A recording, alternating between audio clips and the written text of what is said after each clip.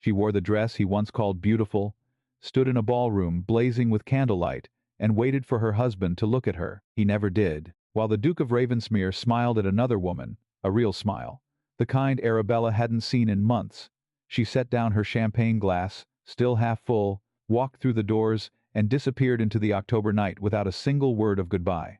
In 2 years of marriage, she had never left before him. Tonight she did, and by the time he turned around, her chair was already cold. If you've ever poured everything you had into a love that only noticed you when you stopped giving, this story is for you. Subscribe to our channel and drop the name of your city in the comments. Now let's begin. The ball at Ravensmere Court had been Arabella's idea, not the ball itself. Those were scheduled obligations written into the calendar of every great Yorkshire house. But the particular Saturday in late October, when the autumn had turned the grounds gold and the evening air still carried enough warmth to leave the terrace doors open, she had suggested the date to the household steward in August, when Sebastian had returned from London quieter than usual, and the distance between them had stretched wide enough that she could stand in the same room with him and feel completely alone. She had thought a ball, music, the kind of evening that strips formality from a house and replaces it with something almost human. She had thought, perhaps this will give us a reason to stand close to each other again. Arabella had spent 3 hours preparing for that evening, and that was not vanity. It was the calculated effort of a woman who understands that the ground beneath her marriage has shifted and is not certain when it happened or how. She chose the gown Sebastian had admired 14 months ago.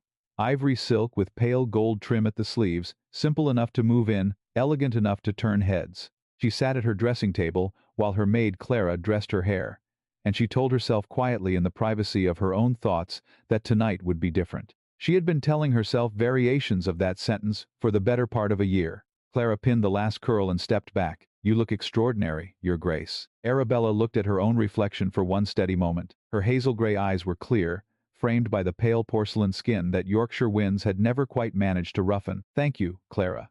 That will be all for the evening. I will ring if I need you." She came down the stairs at 8. Sebastian was standing in the entrance hall below, speaking with Whitmore about the evening's arrangements, his back 3/4 turned to the staircase. His tall, broad-shouldered frame was draped in a tailored black tailcoat. She descended 12 steps before he turned, and when he did, his steel-gray eyes moved across her once with the brief, confirming glance of a man verifying that his wife was dressed appropriately for the occasion. He said, "The Ashworths have arrived.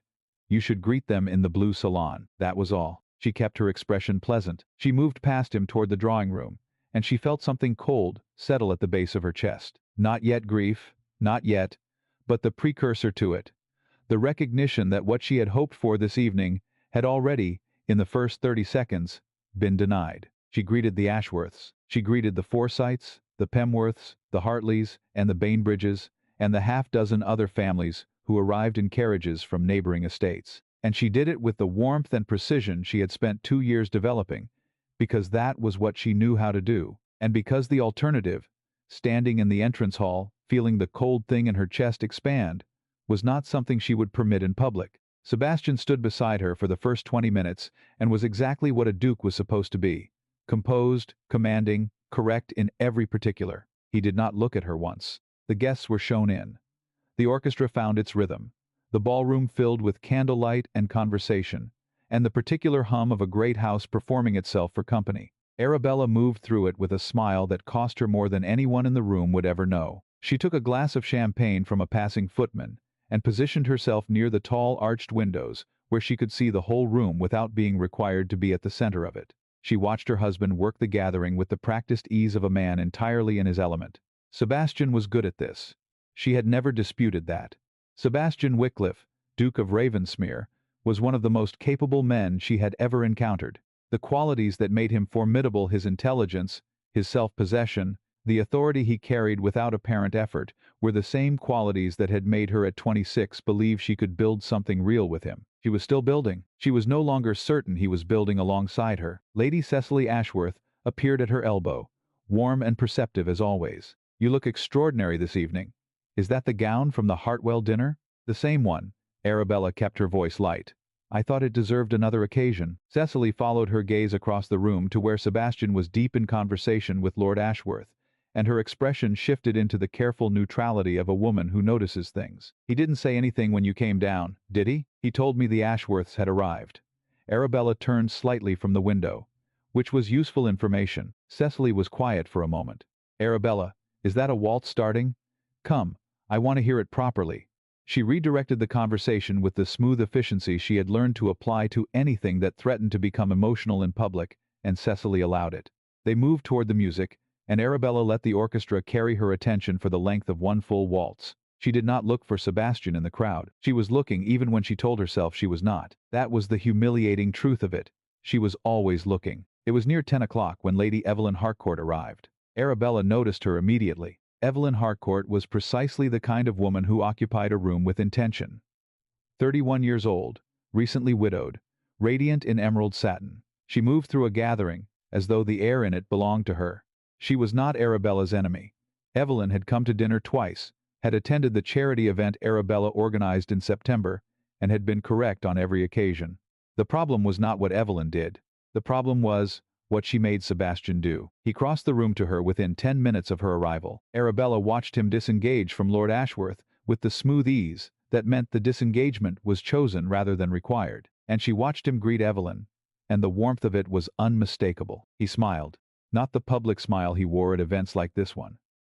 Not the correct, composed expression of a duke managing his obligations. The other kind, the kind that reached his eyes, that changed the set of his shoulders, that made him look for one unguarded moment, like a man who was somewhere he actually wanted to be. Arabella had not seen that smile in 9 months. She stood by the window ledge, holding her champagne, and felt the last thread of hope snap inside her chest. It was grief, clean, cold, and completely honest. Arabella set her champagne glass on the window ledge. She did it without drama. The glass sat there, half full, reflecting the golden candlelight. She turned to Cecily. "I think I shall get some air." She did not go to the terrace. She walked past the dancers, through the great double doors, straight into the quiet vestibule. "Her Grace is leaving," she told the startled footman at the door, her voice entirely composed. "Please do not disturb His Grace while he is with his guests. Have Clara summoned with my cloak." The closed brougham, immediately. Within minutes, wrapped in dark wool, Arabella stepped into the carriage. Clara sat across from her in respectful silence. As the carriage moved down the long drive, the lights of Ravensmere Court receded into the October night. Inside the ballroom, the champagne glass remained half full on the cold stone ledge. Her chair was already empty, and for the first time in 2 years, Arabella was no longer waiting. Back inside Ravensmere Court, the ball continued without her. Sebastian did not notice her absence immediately. That was the humiliating truth she had understood before the carriage ever cleared the iron gates. He did not notice because in 2 years of marriage, she had never left before him. She had always been the anchor at the edge of the room, quiet, reliable, patient. Her presence was something he assumed, like the stone walls of the house or the steady ticking of the grandfather clock in the long gallery. It was Whitmore who brought the reality to him. Sebastian was still standing near the marble hearth, his conversation with Lady Evelyn having turned to a private collection of Renaissance drawings in Florence, when the steward stepped into his peripheral vision. Whitmore waited with the trained, unobtrusive patience of a servant who had managed the Ravensmere household for 2 decades, and knew precisely when a matter could not wait. "Your Grace," Whitmore murmured, pitching his voice just below the swell of the orchestra. A brief word. Sebastian excused himself with a polite nod to Evelyn, and stepped 2 paces back toward the shadowed archway. "What is it, Whitmore?" "Her Grace departed approximately 20 minutes ago," the steward said, his face completely devoid of expression. "She asked specifically that you not be disturbed." Sebastian frowned, his eyes instinctively darting across the sea of silk, broadcloth, and dancing couples toward the tall arched windows. The alcove was vacant. The velvet curtains swayed faintly in the draught from the terrace doors. On the wide stone window ledge sat the crystal glass she had abandoned, catching the golden glare of the chandeliers, still half full of pale amber wine. "She departed?" Sebastian repeated, his brow furrowing with a sharp, sudden irritation that masked a deeper, unfamiliar discomfort. "Was she taken ill?" "Her Grace stated she was unwell," Whitmore replied softly. "She took the closed brougham with her maid and requested no fuss. She asked that I not be disturbed." "Those were her exact words, Your Grace." Sebastian remained rooted to the parquet floor. He crossed the ballroom with long, purposeful strides, reaching the window alcove. He looked down at the half-full glass. The wine was flat now, the effervescence dead. In 2 years, Arabella had never walked out of an official function. She had endured endless political dinners with dull peers, catastrophic kitchen failures during winter banquets, and blistering headaches, without once relinquishing her post. She had simply set her glass down and walked away, as if the evening had offered her everything it intended to offer, and she had quietly decided it was worthless. Sebastian turned back to the room. The music was playing, the guests were laughing, and he was the Duke of Ravensmere. There was no dignified alternative but to finish the evening. Yet for the remaining 2 hours, every time his gaze swept across the ballroom, it snagged on that empty stone ledge. And each time he looked, the tight, cold band around his ribs cinched slightly tighter. Past midnight, after the final carriage had rumbled down the drive, Sebastian walked the silent corridors of the East Wing. He stopped outside her bedroom door. His hand rose, his knuckles hovering an inch from the dark mahogany. He stood there in the quiet house, the silence pressing against his ears. It can wait until morning, he told himself, retreating into the pragmatic logic that governed his life. She is tired. We will speak at breakfast.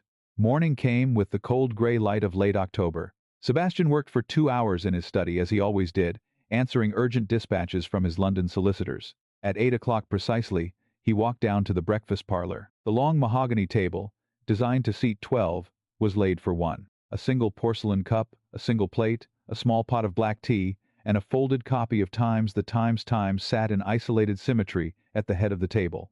Sebastian stood in the doorway, staring at the empty expanse of polished wood. "Where is Her Grace?" he asked the footman standing by the mahogany sideboard. The servant bowed.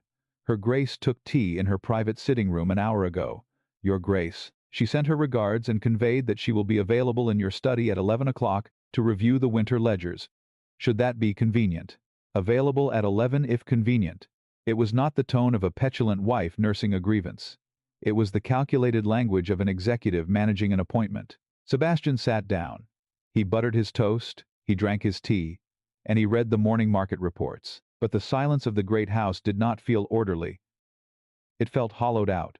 At 11 o'clock precisely, a soft knock sounded at his study door. "Enter," Sebastian called, setting aside his pen. Arabella stepped into the room. She was dressed in a simple, high-collared gown of slate-gray wool, her hair drawn back into a neat, unadorned chignon. She carried 2 thick, leather-bound estate ledgers in the crook of her arm. Her porcelain face was smooth, her hazel-gray eyes clear and entirely impassive. The exhaustion he expected to find in her features was nowhere to be seen. In its place was a chilling, crystalline composure. "Good morning, Sebastian," she said, taking the armchair opposite his desk without waiting for an invitation.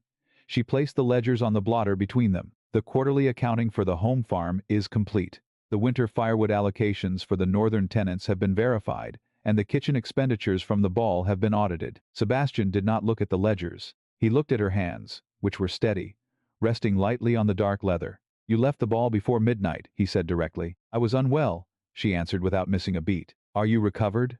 "Entirely." She opened the top ledger, turning a page with a crisp, dry rustle.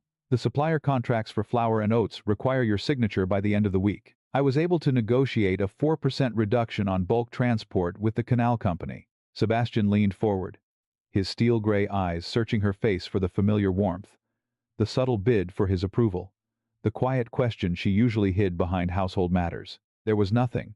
Her expression was as sealed as a bank vault. "Is there anything else?" she asked, meeting his gaze steadily. "Arabella." He stopped. A dozen questions formed in his mind, but they were raw, awkward things he had never learned how to voice. "The evening was successful. You organized it well." "Thank you," she said, rising from the chair and smoothing the folds of her gray skirt. "If you require nothing further, I have correspondence to attend to before luncheon." "Arabella." She paused at the door, her hand resting lightly on the brass handle. "Yes, I." He looked at her, standing there in the cold morning light, looking entirely self-contained. "Nothing. That will be all. Good morning, Your Grace," she murmured. The heavy mahogany door clicked shut behind her. It was not slammed in anger. It closed with the soft, deliberate finality of a lock sliding into place. Sebastian sat alone in his vast study. The fire crackled in the grate, but the room felt freezing. He pulled the 2 ledgers toward him, intending to sign the authorizations and return to his railway reports. But as his fingers brushed the worn leather, an uneasy impulse seized him. He opened the books. He did not look at the totals. He began to read line by line. What he found was not the routine domestic tally of an aristocratic wife. It was a masterclass in administrative strategy. Over the past 18 months, household operational costs had dropped by 11%. She had achieved this not by withholding funds from staff, but by eliminating third-party middlemen in leads, renegotiating direct coal deliveries from the western pits, and restructuring the estate's dairy production. He turned to the correspondence folder tucked into the back cover. Letters spilled onto his desk. There was a letter from a tenant family in the South Valley, thanking the Duchess for personally intervening with the bailiff to defer their rent after a ruinous wheat rot, saving 4 children from eviction. There was an official dispatch from the local magistrate, commending Her Grace for drafting a boundary settlement between 2 warring sheep farmers that had prevented a costly court battle. Sebastian had signed the boundary decree 6 months ago, assuming his land agent had drafted the terms.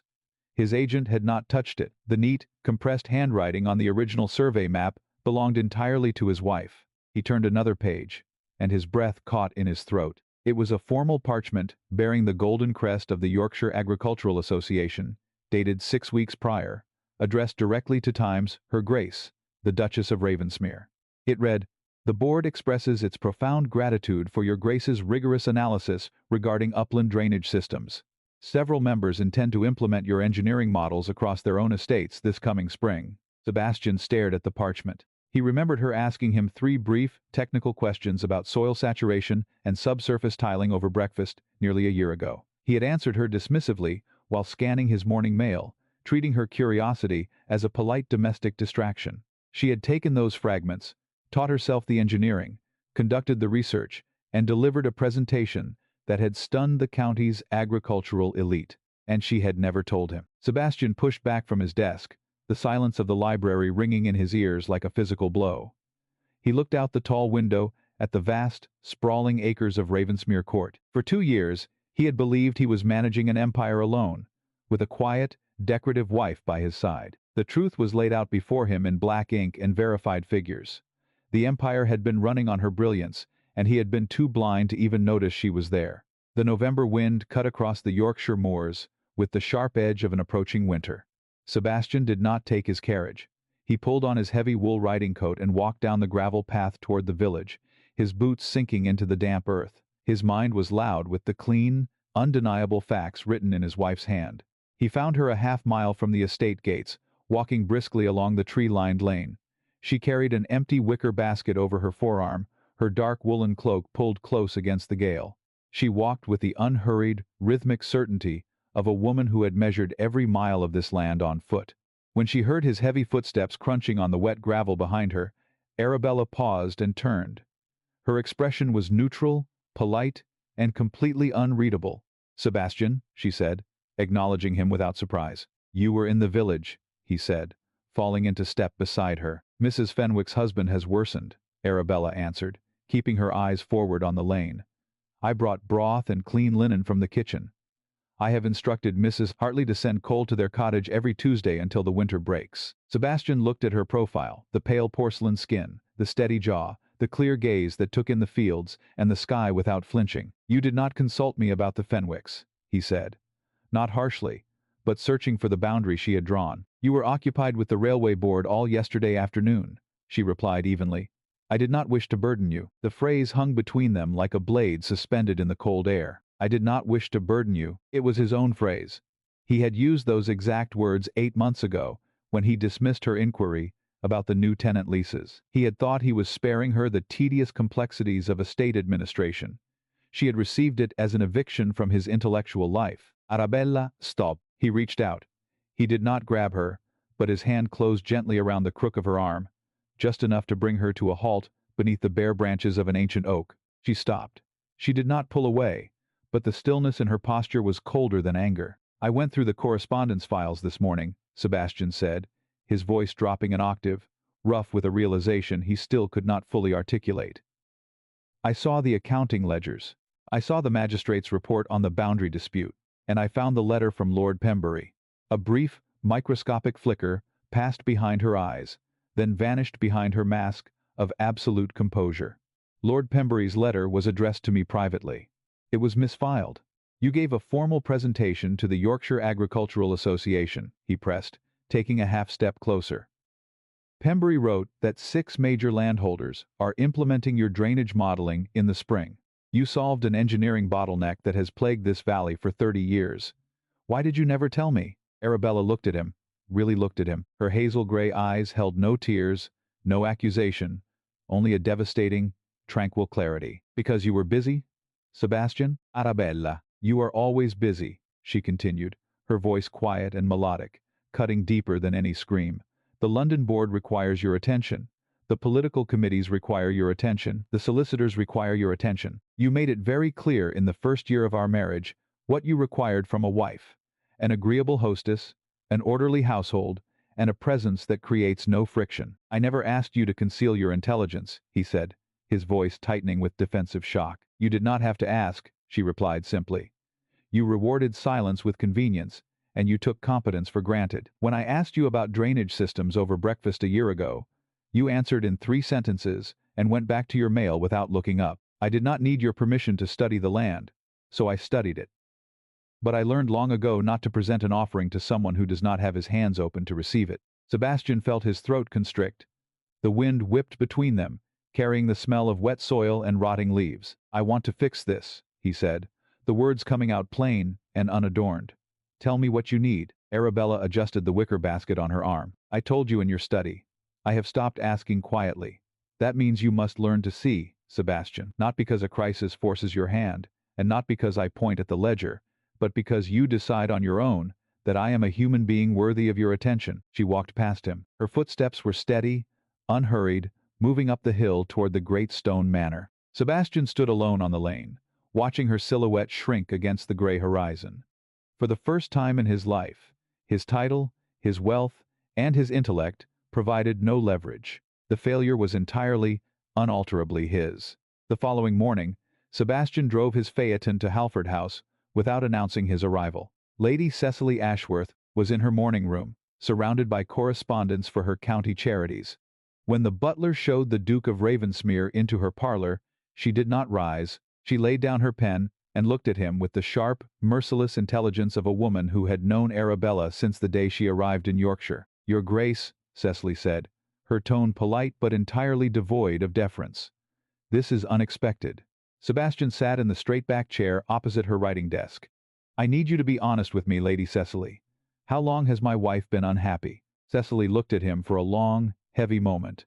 Then she leaned back, folding her hands in her lap. That is the wrong question, Sebastian. He frowned. Explain. Arabella has not been unhappy in the common sense, Cecily said, her voice dropping into quiet precision. She has not wept in her bedchamber or complained to her friends. Arabella is far too noble for self-pity. The question you ought to ask is how long she has been making herself smaller for you. The word struck him in the chest like an iron bar. Smaller. When Arabella came to this county at 27, Cecily continued, holding his gaze without blinking, she was one of the most brilliant minds I had encountered in 20 years. She understood law, agriculture, literature, and philosophy. She had opinions, and she defended them with wit and elegance. And then she married the formidable Duke of Ravensmere. I never mistreated her, Sebastian protested, his hands gripping his knees. No, you were worse, Cecily said softly. You were entirely satisfied. You wanted a polished ornament to run your house so you could run the world. She loved you enough to believe that if she played that part perfectly, you would eventually look past the surface and see the woman beneath it. She pruned away her brilliance, leaf by leaf, to fit into the narrow garden you provided, and you never even noticed the branches falling. The room went dead silent. Sebastian sat in the quiet parlor of Halford House, the full weight of the verdict crashing down on him.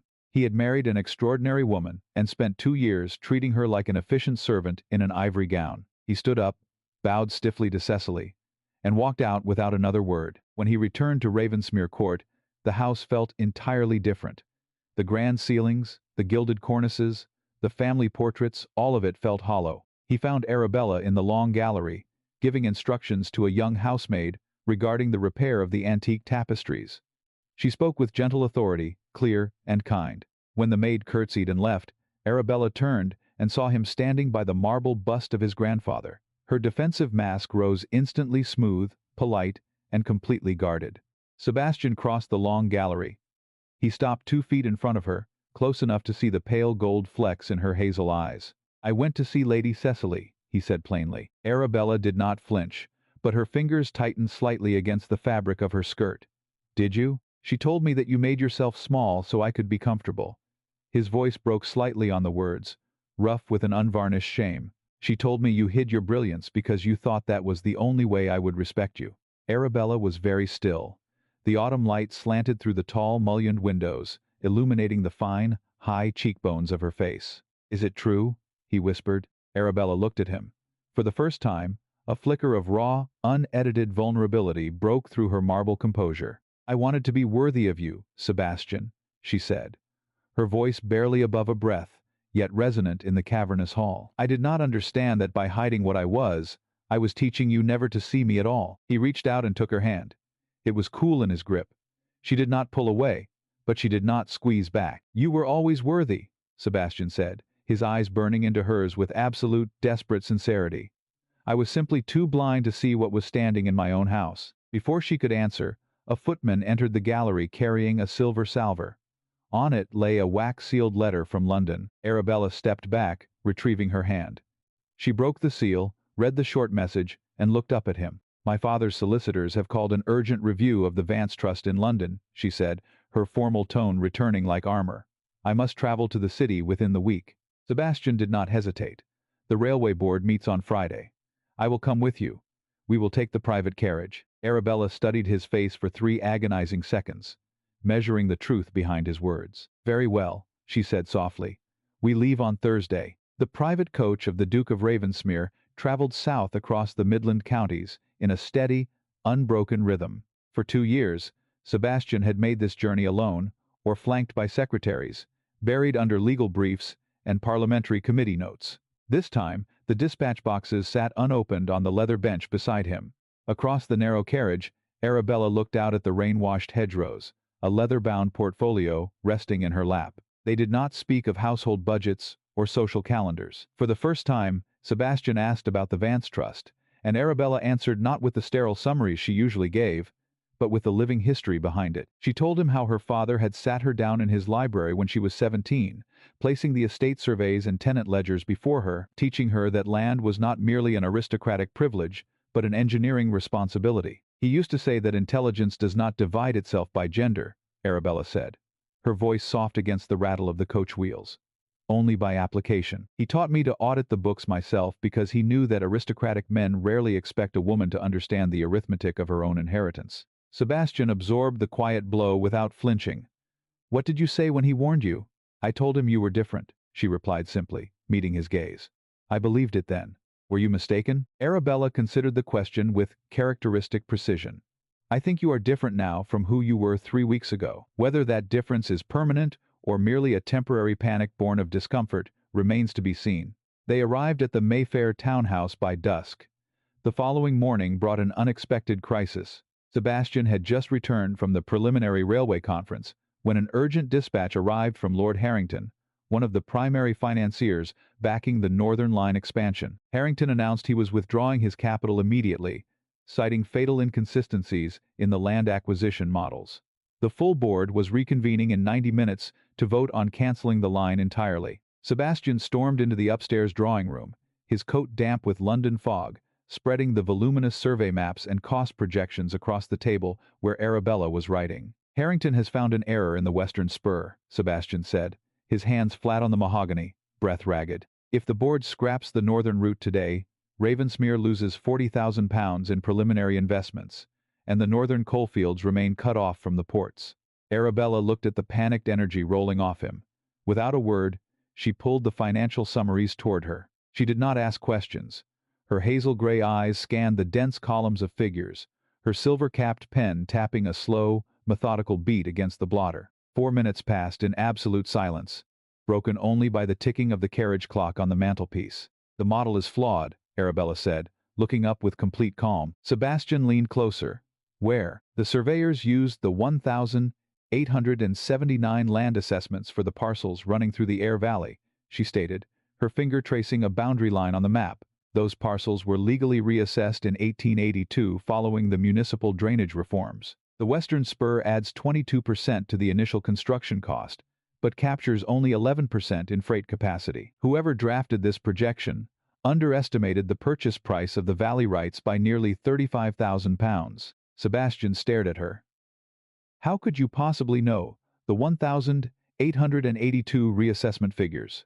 Because the Vance Trust owns 600 acres bordering the Air Valley Spur, she replied, picking up a fresh sheet of paper and dipping her pen in ink. I personally reviewed the boundary reassessments when the County Gazette published them 3 years ago. Her hand moved across the paper with swift, flawless geometry. In less than 15 minutes, she had drafted a revised cost model, cutting the redundant western loop and rerouting the tracks along the natural limestone ridge to reduce bridge construction. Present this to Harrington, she said, blotting the ink and handing him the sheet.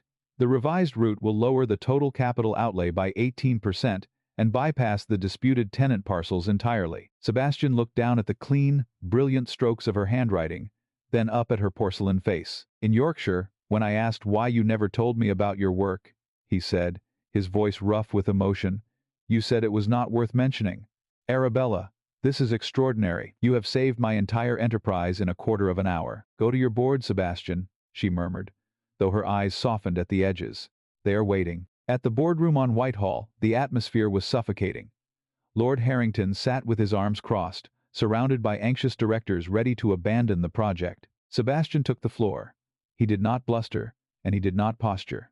He laid Arabella's revised projection on the central table and walked the board through every calculation, line by line. When he finished, Harrington leaned forward, adjusting his spectacles, staring at the corrected figures. The silence stretched for a full minute before Harrington looked up, exhaling slowly. This is exceptional work, Ravensmere, Harrington said, shaking his head in admiration.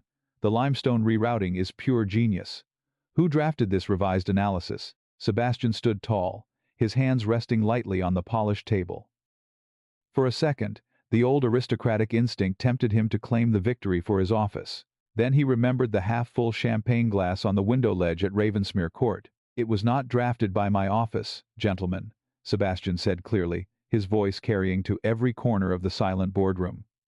The analysis was conducted entirely by the Duchess of Ravensmere. The credit belongs solely to her. A wave of astonished murmurs broke out across the room, but Harrington merely smiled with deep respect. Then convey our highest gratitude to Her Grace. She has saved this entire railway. When Sebastian returned to the Mayfair townhouse that evening, he found Arabella seated in the morning room. But she was not alone. Lady Evelyn Harcourt was seated across from her, holding a cup of untouched tea. Sebastian froze in the doorway, his jaw tightening. Evelyn set her cup down and rose gracefully. Her emerald travel coat was tailored with military precision, but her posture held none of the seductive ease from the October ball. Your Grace, Evelyn said, addressing Sebastian with cool formality. I came to deliver a message to your wife in person. Arabella remained seated, watching both of them with quiet, unhurried composure. Lady Harcourt was just explaining her visit, Arabella said evenly. Evelyn turned back to Arabella, her chin held high. I came to inform the Duchess that I declined the Duke's last 2 invitations to dine at Ravensmere because I have too much respect for a woman of her intellect to participate in a social illusion. Sebastian sought easy distraction because he was too blind to recognize the formidable partner standing in his own home. I wanted you to know that the refusal was mine, and that it was made out of profound regard for you. Evelyn looked at Sebastian once, a look of clear, unsentimental dismissal, before bowing slightly to Arabella. Good evening, Duchess. When the door clicked shut behind Evelyn, Sebastian stood in the middle of the room, stripped of every defense. She is right, he said quietly, looking at Arabella. I reached for what was easy because looking at you forced me to see how thoroughly I had failed. But in London today, when the board asked who saved the line, I told them the truth. I gave your name to every man in that room. Arabella looked at him, her hazel gray eyes wide and still. For the first time in 2 years, the marble mask did not return. A name is a beginning, Sebastian, she whispered. Now let us see if you can defend it when the real storm arrives. The storm arrived 4 days before Christmas, in the form of heavy parchment sealed with crimson wax. Sebastian was in the library of Ravensmere Court, reviewing the winter forestry reports, when Whitmore delivered the Morning Post. The top letter was addressed in the sharp, sloping hand of Dowager Duchess Margaret, Sebastian's 70-year-old mother, who had ruled Ravensmere with an iron fist for 4 decades before retreating to the Dower house in North Riding. Sebastian broke the seal. The letter announced that the Dowager would be arriving at Ravensmere Court on the 22nd of December for the Christmas fortnight. She was bringing Sebastian's younger sister, Lady Harriet, Harriet's husband, Viscount Pemworth, their 3 young children, 4 personal maids, and 6 carriage horses. The letter gave explicit commands regarding the airing of the East Wing, the menu for Christmas Eve, and the allocation of the hunting stables. It was addressed solely to Times His Grace, the Duke of Ravensmere. Arabella's name did not appear once across 4 pages of dense instructions. Sebastian looked up as Arabella entered the library, carrying a sheaf of tenant relief accounts. She wore a simple gown of deep forest green wool, her posture erect and completely poised. He set the letter on the desk before her. "My mother has written." Arabella glanced at the familiar script without picking up the paper. "I assume she requires the East Wing open for Harriet and the children. You knew?" "Your mother visits every second Christmas, Sebastian," Arabella replied calmly. "I have already instructed the housemaids to lay the fires in the south nursery and have ordered additional supplies from the butcher in Ripon. The household will be prepared." Sebastian took the letter back, his jaw tightening. "She did not address this to you. She has never addressed a single piece of household correspondence to you in 2 years. Arabella met his gaze with a faint, wry smile that held no bitterness, only the dry recognition of an enduring reality. "Your mother considers me adequate for the position, Sebastian. Adequate to bear the title. Adequate to ensure the linen is clean, and entirely irrelevant to the governance of this family. To your mother, I am merely part of the architecture of Ravensmere. One does not write letters of consultation to the furniture." A hot flush of anger rose up Sebastian's neck, not at Arabella, but at himself for having permitted that systematic erasure for 24 months. "You are the Duchess of Ravensmere," Sebastian said, his voice dropping into a register of unyielding authority.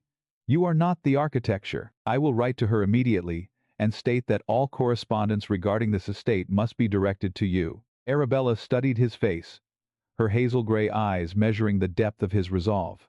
"She will not receive it well, Sebastian. She will write back to you directly, and she will be furious." "Let her be furious," he said, pulling a sheet of formal ducal stationery toward him and uncapping his pen.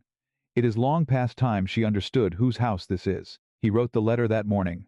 It was brief, uncompromising, and impeccably clear. The Dowager's reply arrived 48 hours later by special courier. As predicted, it was addressed to Sebastian. 3 paragraphs from the end, Margaret wrote, "I have conducted the affairs of the Ravensmere family directly with the Duke for 50 years, as is proper, and I see no reason to alter an arrangement that has functioned flawlessly simply to indulge the sensibilities of the current Duchess." Sebastian read the sentence twice, his face darkening with fury. He walked straight to the morning room, where Arabella was conferring with Mrs. Hartley about the dessert courses. When the housekeeper curtsied and departed, Sebastian laid the Dowager's open letter on the tea table. "Read that." Arabella read the offensive line. Her expression did not shift by a millimeter, but a dangerous, quiet spark ignited in the depths of her eyes. "How do you wish me to handle this?" Sebastian asked, standing ready to ride to the Dower house himself. Arabella folded the parchment with slow, deliberate precision. "I do not want you to handle it, Sebastian." He blinked. "Arabella, she is insulting your position." "I am entirely aware of what she is doing," Arabella said, rising from the settee. Her voice was smooth as polished marble, but beneath it lay the cold steel of a woman who had fully reclaimed her ground. "I will answer her myself, with your knowledge, but without your interference." "What will you say to her?" Arabella tilted her chin, the faint gold light of the winter morning framing the sharp, aristocratic contour of her cheekbones. "I will inform the Dowager Duchess that I look forward to welcoming her to Ravensmere Court, that her comfort will be provided for with the highest standard, and that I sign myself Times Arabella, Duchess of Ravensmere, with the official ducal seal." She paused, her lips curving into a smile that made Sebastian's pulse quicken with sudden, profound awe.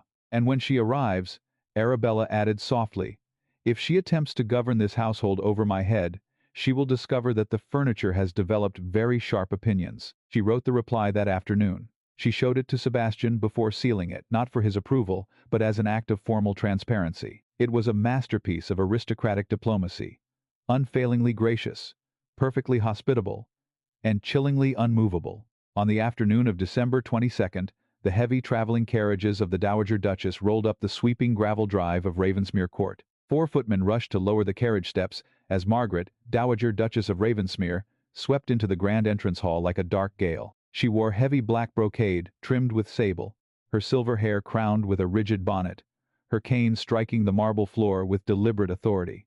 Behind her came Lady Harriet, Viscount Pemworth, and 3 excited children bundled in woolen cloaks. Margaret stopped in the center of the foyer, looking around with the sharp, proprietary glare of a sovereign inspecting a conquered territory. At the top of the sweeping marble staircase stood Arabella. She was not wearing the plain mourning wool of a submissive daughter-in-law. She was wearing the ivory silk gown with pale gold embroidery along the sleeves, the gown from the October ball. But she was not wearing it as an uncertain offering, hoping to catch a husband's glance. She wore it like coronation robes. Her hair was styled in an intricate, regal crown, and around her throat rested the antique Ravensmere diamond pendant. She descended the 12 marble steps with slow, magnificent grace, every movement radiating absolute sovereignty over the great house. Sebastian stood by the drawing-room archway, his breath catching in his throat as he watched his wife command the entire hall without uttering a single syllable. Arabella reached the foyer floor, coming to a halt before the Dowager. She did not curtsy low.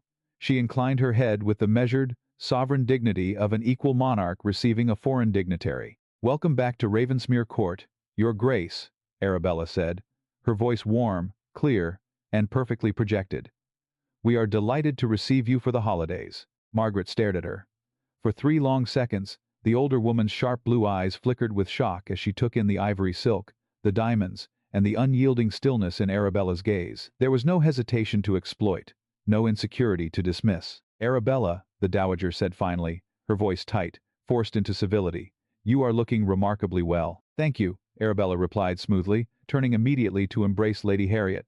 "Harriet, it is wonderful to see you. The children's rooms in the south wing have been warmed, and tea is laid in the small drawing room." Within 10 minutes, Arabella had directed the luggage, settled the servants, and dispatched the nursery maids with the fluid, effortless authority of an experienced general. Lady Harriet drifted over to where Sebastian was standing in the shadows of the gallery. "Good heavens, Sebastian," Harriet whispered, her eyes wide with unmasked admiration as she watched Arabella gently shepherd the young Viscount to his suite. "She is magnificent." Mother walked in here prepared to overturn the entire household, and Arabella disarmed her in under 60 seconds without raising her voice. "I know," Sebastian said, his chest swelling with fierce, humble pride. "She always had that power, didn't she?" Harriet murmured, touching his sleeve. "I wondered how long it would take you to realize who actually held this family together." Sebastian watched Arabella turn at the end of the hall, her ivory gown catching the firelight, her face bright and untroubled. "It took me far too long, Harriet," he whispered. "Far too long. But I will never look away again." The new year arrived over Yorkshire, with heavy snowfall that blanketed the moors in pristine, glittering silence. Inside Ravensmere Court, the atmosphere had shifted irreversibly. By the 3rd day of the Christmas visit, Dowager Duchess Margaret had ceased attempting to bypass Arabella. In fact, when a dispute arose between the head groom and the carriage drivers regarding the winter feed contracts, Margaret had turned directly to Arabella in the drawing room, asking, with grudging but unmistakable deference, how the Duchess intended to resolve the matter. Arabella had resolved it in 3 minutes with her signature clarity, and Margaret had simply nodded and returned to her embroidery. The household furniture had not only developed opinions, it had taken absolute command of the estate. On the 2nd of January, the Dowager and the Pemworths departed, leaving behind a peaceful, settled stillness. Sebastian was working in his study when he heard Arabella's footsteps approaching down the long corridor. They were the steps he had learned to recognize, unhurried, resonant, the walk of a woman who possessed the ground she walked upon. She knocked once and entered without waiting for permission, carrying an open letter on thick parchment.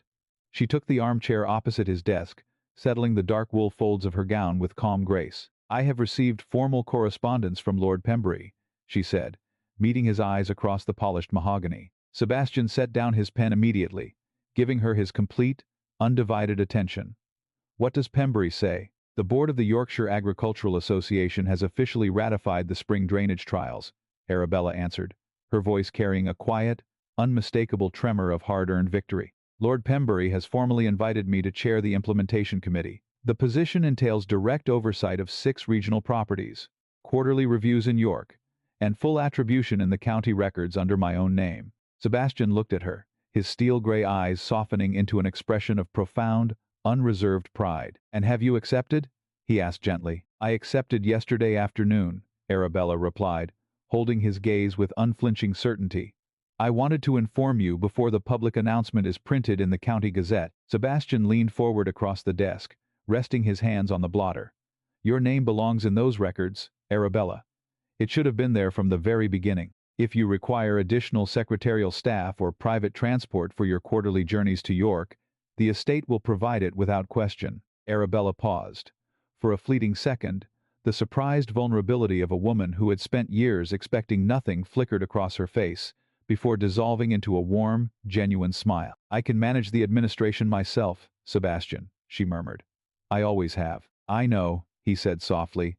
I know that now. She stood up to leave, her fingers brushing the dark wood of his desk, but paused near the door.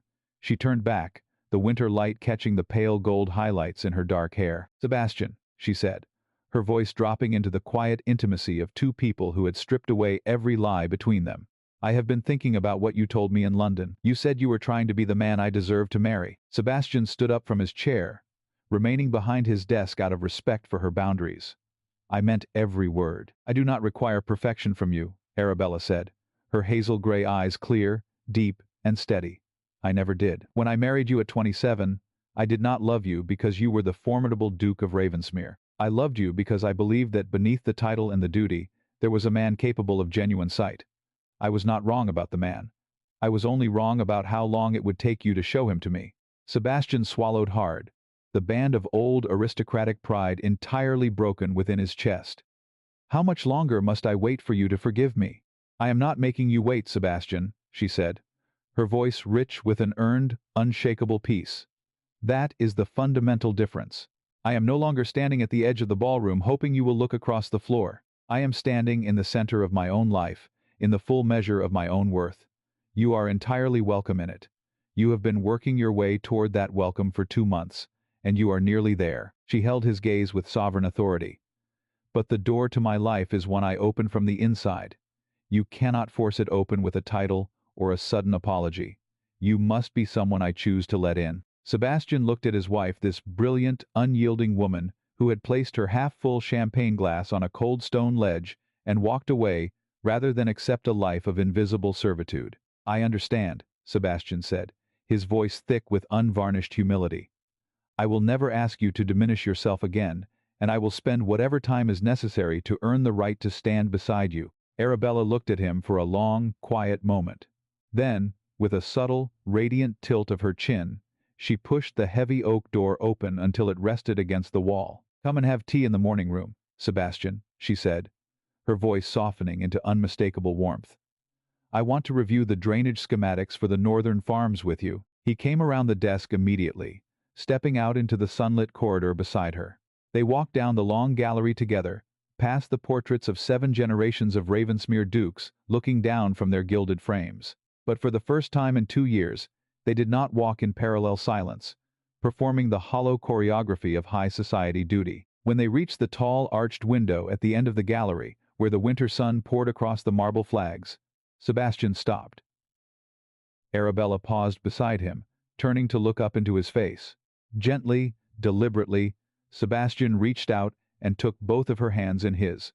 Her fingers were warm, steady, and did not pull away. I see you, Arabella, he said, speaking the truth with his entire soul. I see every extraordinary, brilliant part of who you are, and I will never look away again. Arabella looked into his steel-gray eyes, seeing the honest, enduring effort of a man who had recognized his failure and chosen the hard work of transformation over the comfort of pride. A slow, beautiful smile curved her lips, the real smile, the one that touched her hazel eyes and banished every shadow from the past 2 years. I know you do, she whispered. And as the winter bells of the village chapel rang across the snow-covered moors, the woman who had once been treated as mere furniture stood tall, unbroken, and completely untouchable in the home she had saved and the empire she truly governed.